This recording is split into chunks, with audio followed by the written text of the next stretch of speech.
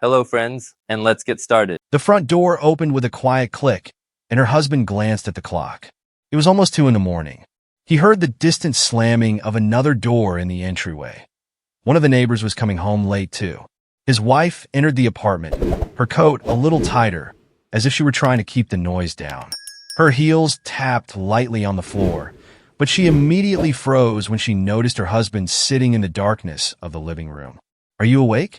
Her voice sounded uncertain, but she quickly pulled herself together. "Why are you awake?" He set aside the phone he'd been jabbing at for 20 minutes, waiting for her to come in. The time had already gone from late to frankly inappropriate for getting home, but he didn't want to make a scene. She's a grown woman, after all, and it wasn't the first time he'd waited for her after a company party. Usually everything went predictably. A noisy company, a few glasses of wine, a chat with colleagues, and then a cab home. But tonight, something was different. "Just waiting for you," he answered flatly, rising from the couch. "How was the party?" She threw her coat over the back of a chair and walked slowly, a little tentatively, into the kitchen. He watched her movements. Her gait was relatively steady, except for a slightly slower pace, like someone who was watching herself so as not to give away her degree of intoxication. She didn't look drunk, though. Her face was slightly flushed, her lips puffy, her eyes slightly glossy, an effect of the alcohol, but not a complete loss of control. "The usual," she dismissed, opening the refrigerator. "More formality than fun." While we drank a little, danced. She took out a bottle of water, unscrewed the cap, and sipped greedily, as if suddenly thirsty. Her husband leaned against the kitchen doorway, watching her. "Has anyone had too much to drink?" he asked nonchalantly, testing her reaction. The wife snorted, closing the bottle. "Of course. Where could we go without it?" She pursed her lips skeptically. "One of our new recruits got so drunk he was literally carried out. Otherwise, nothing new." Her tone was familiar, but her gaze, she wouldn't look him in the eye. It was strange, not because of anything in particular. It just felt like she was avoiding eye contact. Too engrossed in sorting through her bag, too scrutinizing her phone screen, checking the time. What about the friend? She was there, wasn't she? The husband decided to take it a step further. The wife took another sip of water, then nodded slowly. "Yes, she's having a terrible day, by the way. She broke up with her boyfriend." Her voice was sharper now, almost angry. "Really?" He raised his eyebrows. "When?" His wife shrugged, sat down on a high bar stool at the counter, and rubbed her temples tiredly. "Yesterday, I think." She didn't say much about it, but she said she'd finally put a stop to it. "I said to her, 'You did the right thing.' She didn't want him at all. I told her that right away." The wife hesitated, but immediately continued. "Well, he wasn't the right man, and it's good that it turned out that way." The husband nodded slowly, but inside him there was a feeling that there was something missing in this conversation. There wasn't the usual female pity for a friend who had broken up with a man. Rather, her anger was directed at him. "That seems strange. Why did they break up?" he asked. The wife sighed, as if she was already bored with this conversation. "I don't know. He wasn't what he seemed. Promised one thing and ended up with something else." He looked at her carefully. "Is that what she said?" His wife tensed a little, but shrugged her shoulders.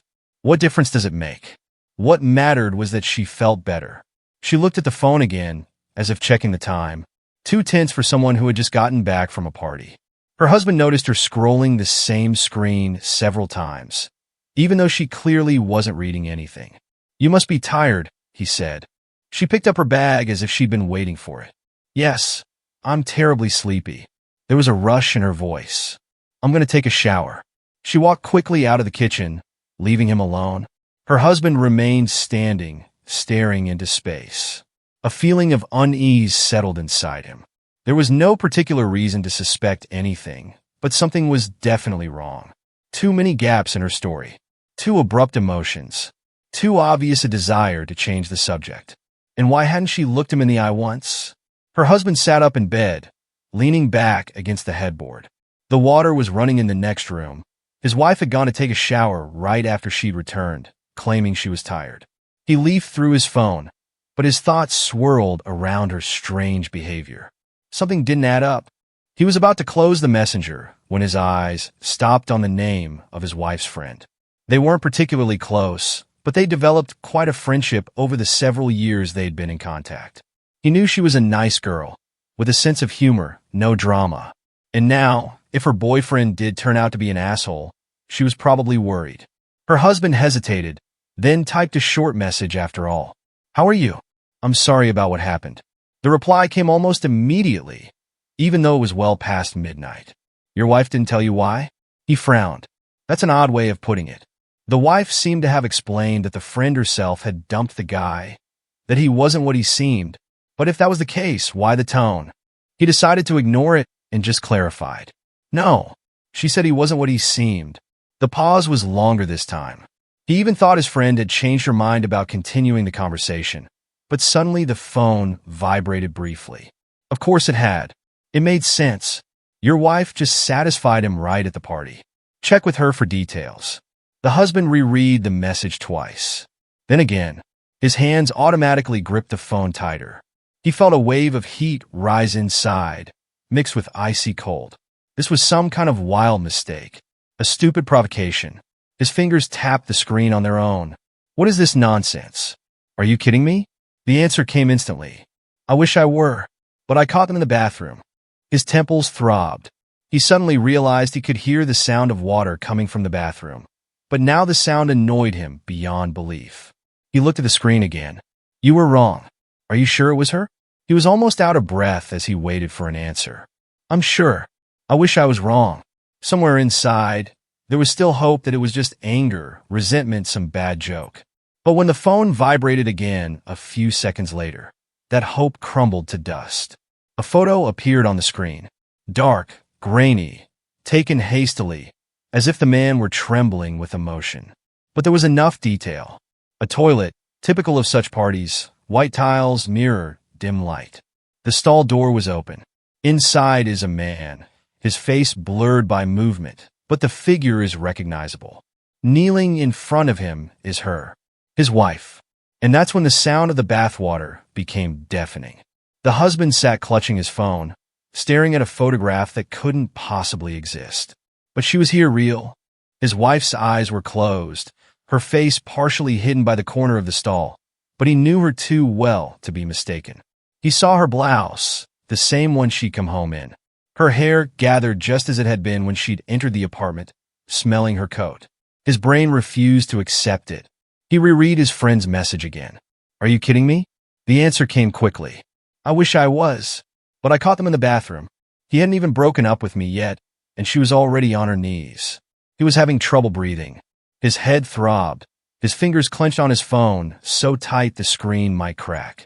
He tried to remember her face when she'd gotten home. Tried to match the details. She'd been a little tense, but he'd written that off to alcohol at the time. Irritated when he asked questions. And then, lips. When she walked in, he noticed her lips were a little swollen. He even wanted to ask, but it didn't seem important at that moment. Maybe from the wine. Maybe from the dry air. Now he knew. Her husband rose abruptly from the bed, feeling a wave of anger come over him. The sound of the bath water still filled the apartment. She certainly didn't realize her world was already crumbling in the other room. He headed for her bag standing by the entrance.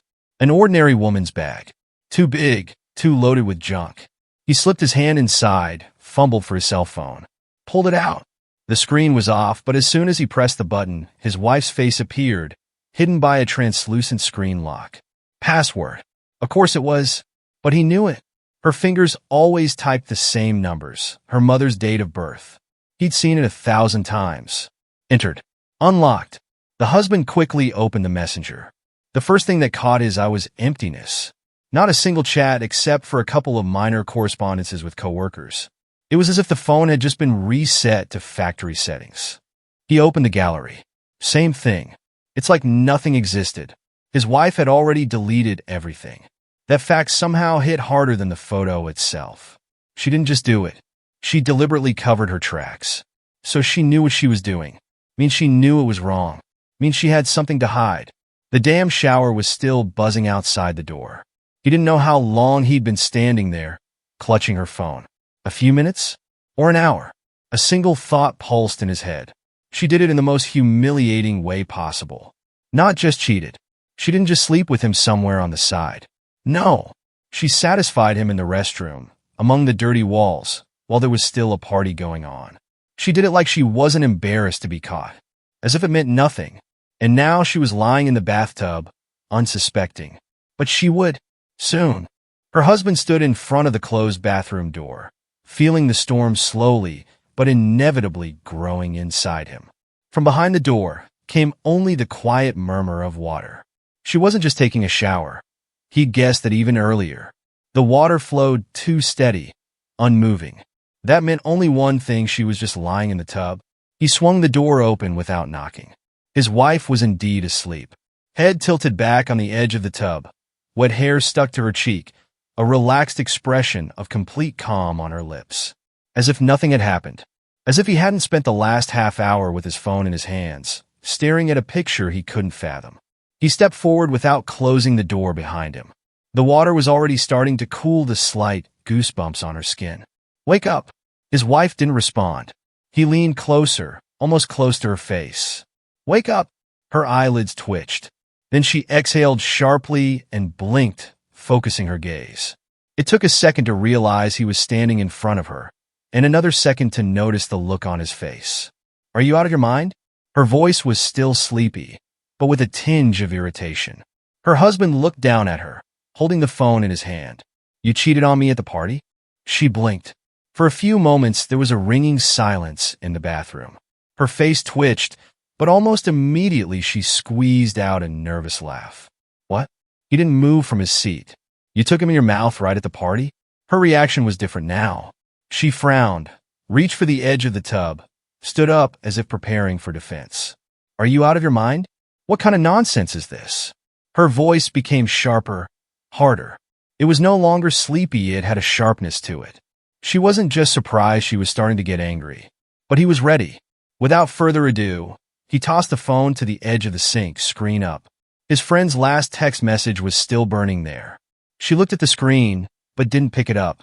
There was no sharp startle, no tearful excuse. Just a long pause, then a slow breath, a lingering silence, and then an annoyed exhale. "Oh my God, this isn't even cheating. It's just a moment." Something snapped inside him. Not anger, not disappointment, not even pain. Emptiness. A deafening, burning emptiness. He didn't recognize her voice. It wasn't the voice of the wife he'd lived with for years. It was the voice of a strange woman sitting before him in the cooling water, in their bathroom, in their home. He sat down slowly on the edge of the tub, interlocking his fingers. "Are you serious?" he asked evenly. "You satisfied him in the bathroom, and that's not cheating?" The wife rolled her eyes. "Well, let's not be dramatic." "Dramatize?" She wiped her face with a wet hand and shrugged. "We liked each other, I just did what I wanted to do." Her husband leaned forward, gazing into her face. "What if a friend had done that to me?" She looked at him, as if assessing where he was going with this. "Well," she moved her hand lazily across the surface of the water, as if pondering an answer. "Then I'd realize he wasn't my man." Those words were the last straw. He silently stood up, turned around, and walked out of the bathroom, leaving her sitting in the water as if she had just said something perfectly normal. At that moment, he realized he had already made his decision. He could still hear the sound of the water behind him, but now it seemed like a background sound, somehow distant and insignificant. He walked to the bedroom, sat on the bed, and put his phone on the nightstand. He felt no more pain or shock. Everything that was going to tear him apart had already happened. He digested it over the past hours, minute by minute putting together a picture in his head of what had happened. Now he knew what to do. His wife came out of the bathroom about 10 minutes later. He could hear her noisily rubbing her hair with a towel, opening the closet, going through her things. Everything in her movements was familiar, mundane, as if she didn't even consider their conversation something important. When she lay down beside him, the bed swayed slightly under her weight. She turned on her side, yawned, and asked lazily, "Are you still sulking?" He answered nothing. His wife rolled over on her back, stretched, then turned to him again. "Look, seriously, let's not make a tragedy out of it. It was just a moment. It was without feeling. Do you really think that makes a difference?" He felt his teeth clench for a moment, but he didn't let his emotions take over. It had already been decided. She squirmed, making herself more comfortable. I'm tired. We'll talk in the morning, okay? And she fell asleep. A couple hours later, her husband got out of bed. The house was quiet. He went into the living room, turned on the dim light, leaned against the wall. There was still a strange feeling in his chest, but without the burning anger. More like clarity. He opened the closet, pulled out her travel bag. Slowly, methodically folded her clothes into it. Threw in her makeup bag from the bathroom shelf. Couple of shoe boxes, phone charger, paperwork. He worked silently, like he was doing something mundane, like he was just packing for a business trip. The bag filled up. He set it by the door, next to her shoes.